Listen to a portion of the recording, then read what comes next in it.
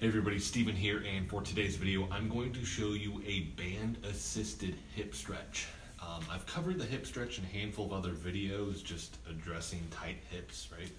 Which the one I like to use is simply, and this is one of many, but crossing the leg over and then pushing down, and then from here I can scale and I can bow forward and get a little bit deeper into that hip.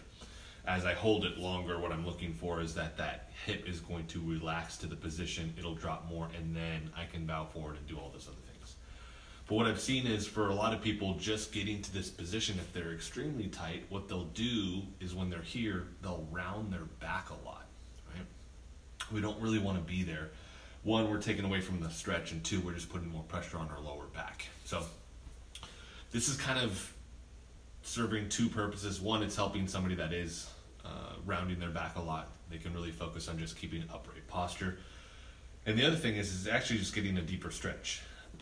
With this band, because I don't have to actually do a ton, I can lean forward in this position if I do want that. But other than that, it's passive. I'm not actively trying to stretch it by pushing down. I'm just sitting here, allowing the band to do its work. This is a little bit thicker. Based off how much you want, you can go thicker or thinner with this band, right? So essentially what you're going to do, put the band underneath the foot that's going to be on the ground. Then what you're really doing is stretching this out, right? Because we're going to pull this across and then hook this underneath that other foot. So what I like to do is just get that set first, right? And then I'm going to pull this up.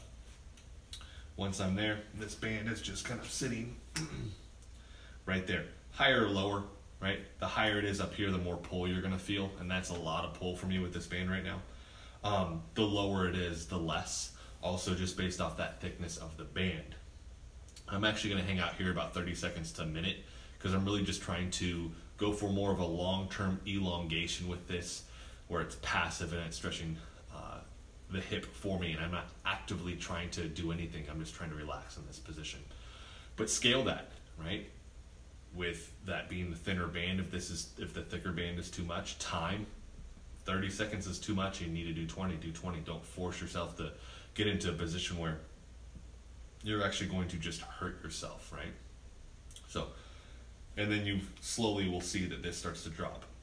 I'm holding on here just so that I can make sure that I'm upright with my posture and that I don't start doing this.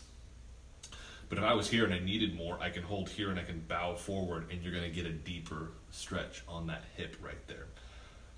Really, really like this one just because of the passive nature of it, where I'm not having to do a ton of work. I can let this band do that work for me. So I'll do both sides.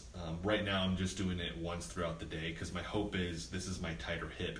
Over time, it's just going to convince that hip that it needs to stay in that more elongated state, right? And countering a lot of the movements that I'm doing as well with that.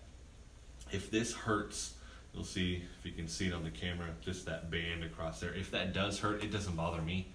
But if that does hurt, get that towel underneath there. So I'll lay a towel across this and then I'll hook it around that and then set it up. And I do that at the gym, which is kind of the sweat towels that we have there for everybody. I'll do that with that for anybody that is an issue, so that there's not as much pressure there and it's a little bit easier on the skin for you. So try that out. Let me know what you think about that one. I'm actually going to start doing more content now that I'm done with my grip certification, which is a developmental kinesiology certification. So I'll be showing you guys some of that stuff. But if you like the video, hit the like button for me. If you want to continue to follow along with all of my content, hit the subscribe button for me. And thank you so much for watching.